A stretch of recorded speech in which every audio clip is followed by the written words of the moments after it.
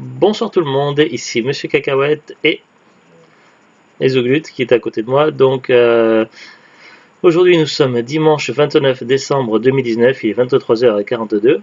Non c'était avant-hier, on avait vu quoi déjà? C'était un film que tu avais choisi? Non, c'était pas Harry Potter. Euh... Ah, je sais plus. Tu te souviens? Ouais, mais c'était quoi? Avant-hier. Avec des acteurs vivants, des acteurs morts?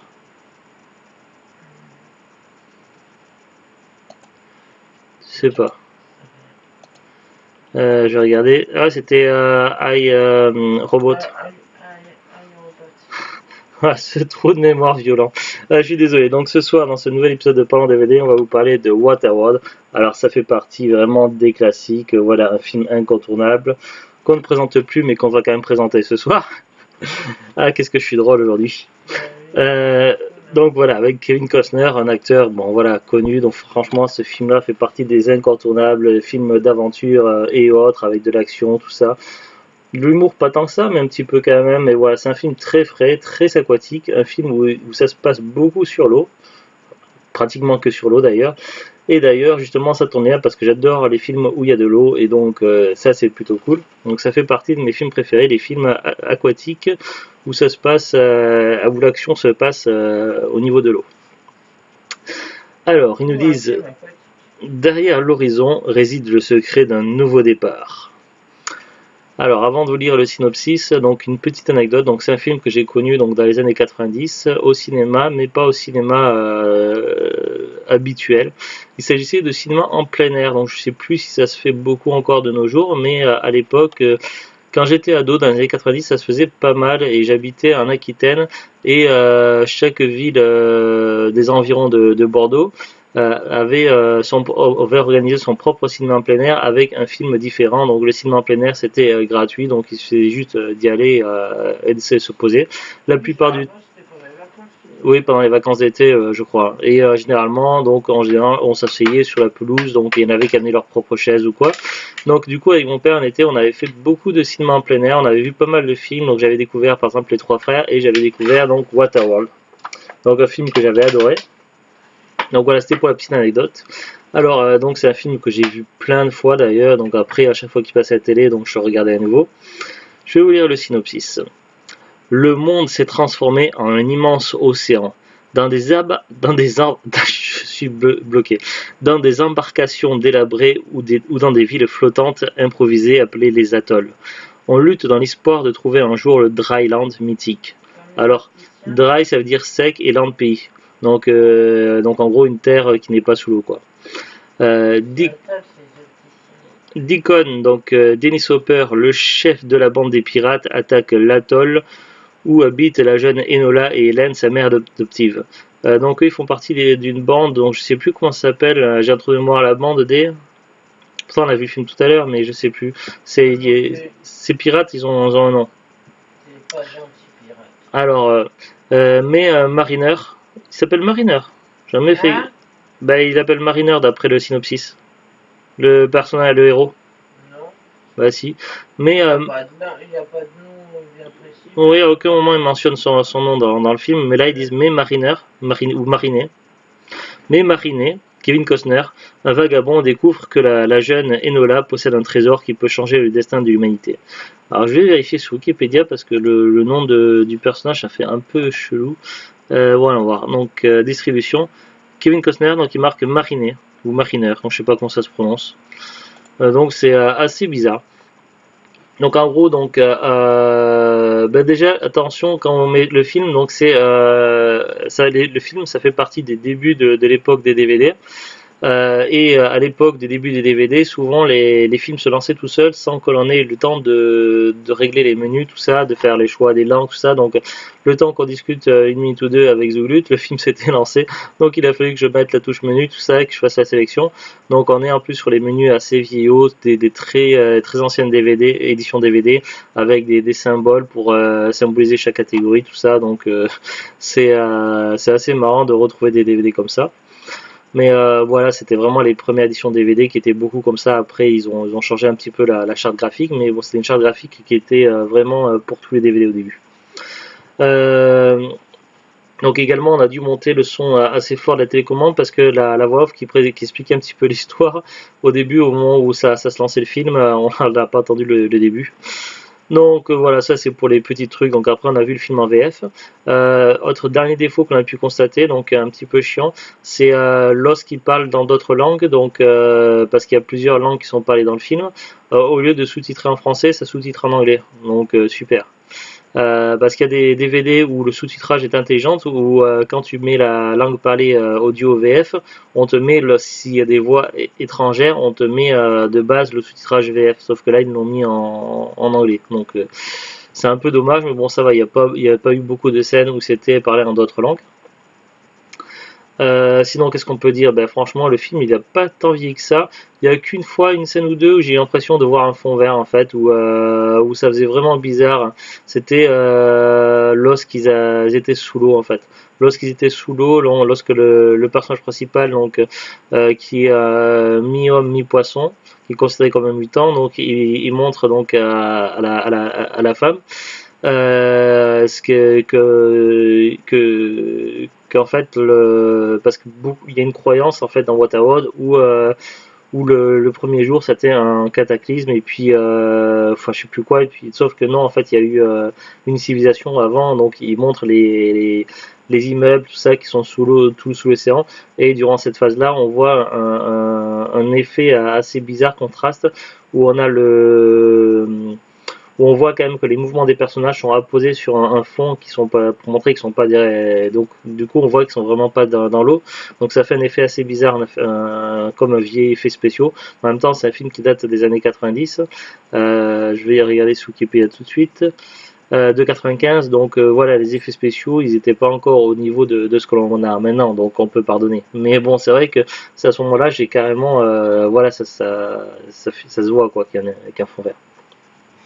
Bon, sinon, pour parler un peu de l'histoire, donc le monde a été recouvert sous les eaux, donc ils vivent dans des sortes de villes improvisées qu'ils appellent des atolls, où c'est des regroupements de planches à bois, de barricades, de vieux débris, tout ça. Donc ça c'est pour les gens. On a le personnage principal donc qui est mi-homme mi-poisson donc c'est-à-dire qu'il a des branchies pour respirer sous l'eau et il a des palmes au niveau des pieds pour pouvoir nager. Il est considéré comme un mutant par rapport aux autres humains et donc en fait ce serait l'évolution puisque ça doit faire certainement plusieurs siècles que le monde est sous les eaux et donc ça l'évolution qui a trouvé son chemin. Sauf qu'apparemment, ça serait le dernier de son espèce, puisque on peut imaginer, étant donné que quand on voit le comportement qu'ont les autres humains envers lui, donc envers le héros incarné par Kevin Costner, envers leur poisson, étant donné qu'ils ont un comportement qui est assez raciste, tout ça, donc on peut imaginer et d'ailleurs qu'à un moment donné, ils veulent, donc je suis obligé de spoiler un peu pour expliquer, mais à un moment donné, ils veulent le tuer parce qu'il est différent, donc on peut imaginer que les autres hommes poissons donc de son espèce ont été certainement massacrés par les autres humains et qu'il est probablement le dernier, voire un des derniers encore vivant. Donc c'est là où on voit quand même la tristesse et l'absurdité du voilà. Le monde de Waterworld est déjà assez difficile comme ça à survivre, notamment le problème d'eau. Donc en général, les gens ils doivent trouver des systèmes pour recycler leur urine ou voilà parce qu'il y a de l'eau douce, il n'y en a pas. Donc voilà, donc il y a le problème de pénurie d'eau, il y a pas mal de soucis, de galères et en plus de ça, plus des pirates qui n'hésitent pas à tuer les autres, tout ça, donc à tuer leurs victimes. Des méchants pirates, tout ça, qui piquent, qui tuent, tout ça, qui font vraiment n'importe quoi. Donc le monde est vraiment assez dur et en plus de ça, les gens ils sont méchants envers eux-mêmes. Donc on voit quand même la cruauté du monde.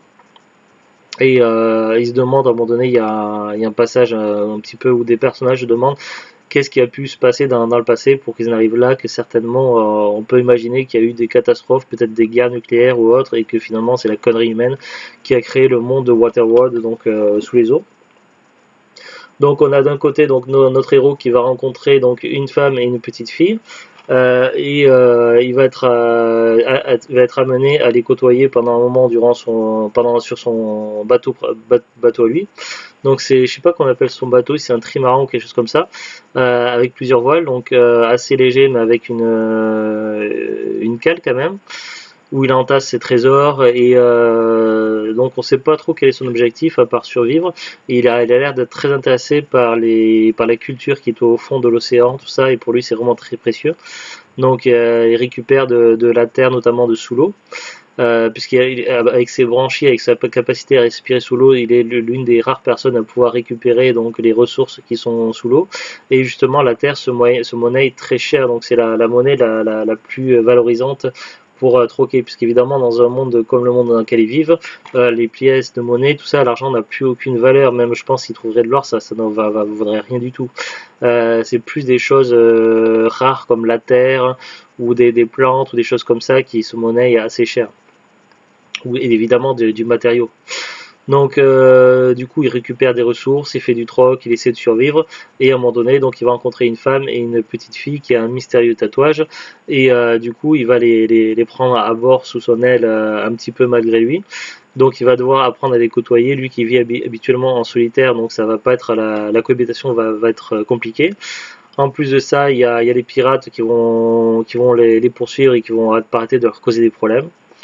Et puis il y a également ce fameux mythe comme quoi il y aurait un pays qui aurait une terre appelée Dryland, où il y aurait de la terre, de la végétation, où il y a voilà, un bout de terre qui ne serait pas immergé sous les eaux.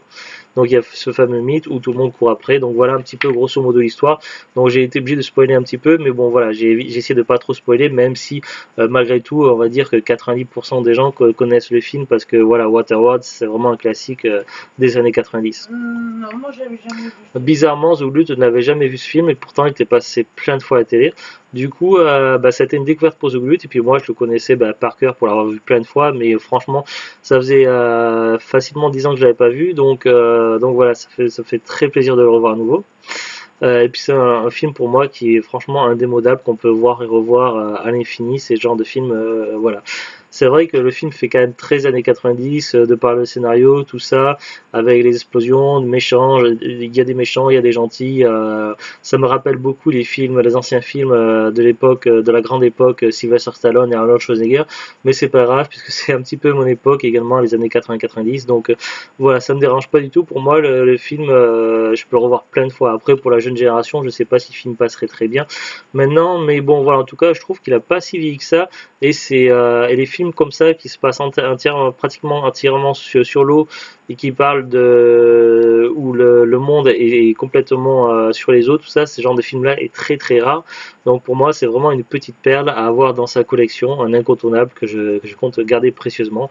Je crois qu'on l'avait acheté à cash sur un petit coup de chance, parce il n'était pas si courant que ça, et à une époque, il n'était plus vendu sur Internet. Bon, j'ai fait quelques recherches avant de démarrer ce Parlons DVD, et bonne nouvelle, donc le DVD est de nouveau trouvable. Mais d'abord, on va aller faire un petit tour sur Wikipédia. Alors, est-ce qu'il y a des petites anecdotes sympathiques à regarder? Alors, Waterworld, ou Un monde sans terre au Québec, c'est un film américain réalisé par Kevin Reynolds, sorti en 1995. Voilà le synopsis, je ne vais pas le lire de nouveau. À savoir qu'au niveau des producteurs, donc il y avait plusieurs producteurs, donc c'était affiché par un générique de fin du film, et l'un des producteurs était tout simplement Kevin Costner. Donc il y avait 3 producteurs. Donc là voilà, il y a les fiche 4 sur Wikipédia. Charles Gordon, Lawrence Gordon, Kevin Costner et John Davis. Donc il est acteur et également producteur du film. Ça a été réalisé par Kevin Reynolds.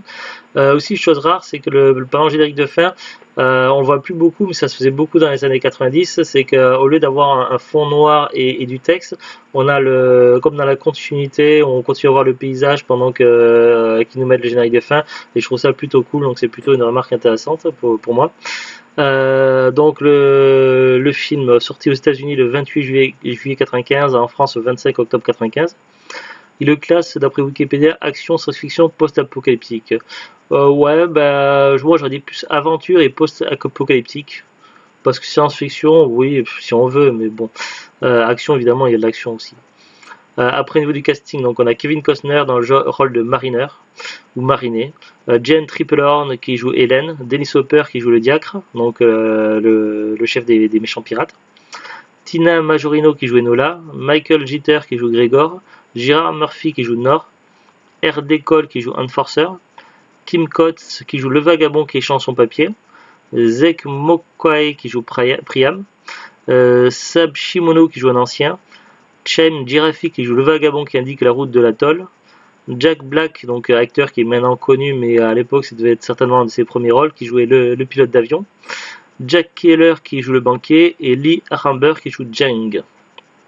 Alors ils nous disent au niveau du tournage, le film est surtout connu pour son tournage chaotique, le coût du film serait proche de 200 millions de dollars, le double des estimations, la production subit donc un tournage plus long que prévu, des divergences artistiques entre Kevin Costner et Kevin Reynolds, les contraintes nombreuses du tournage en atoll artificiel à Kauai, des réécritures du scénario, le divorce de Kevin Costner, le mal de mer de Kevin Reynolds et le choix tardif de l'acteur interprétant le diacre en cours de tournage. Accueil.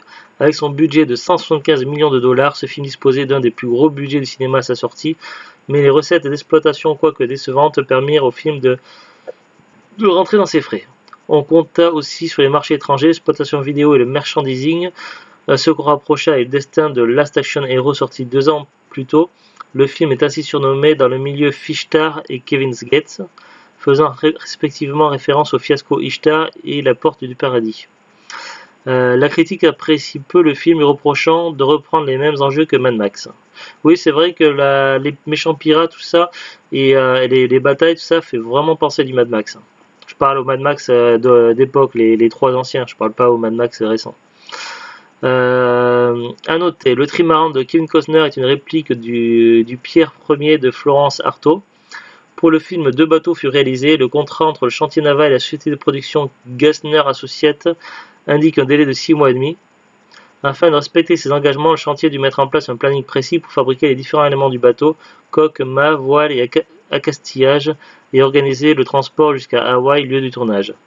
Une attraction a été tirée du film, elle met en scène des événements intervenant après la fin de celui-ci. On peut la voir au parc Universal Studios Hollywood et Universal Studios Japan. Une adaptation en jeu vidéo est sortie en même temps que le film en salle et édité sur Game Boy, Virtual Boy et Super Nintendo. Une version Mega Drive était prévue mais sa sortie fut annulée quelques semaines avant la date initiale, sans doute parce que la console était en fin de vie évidente.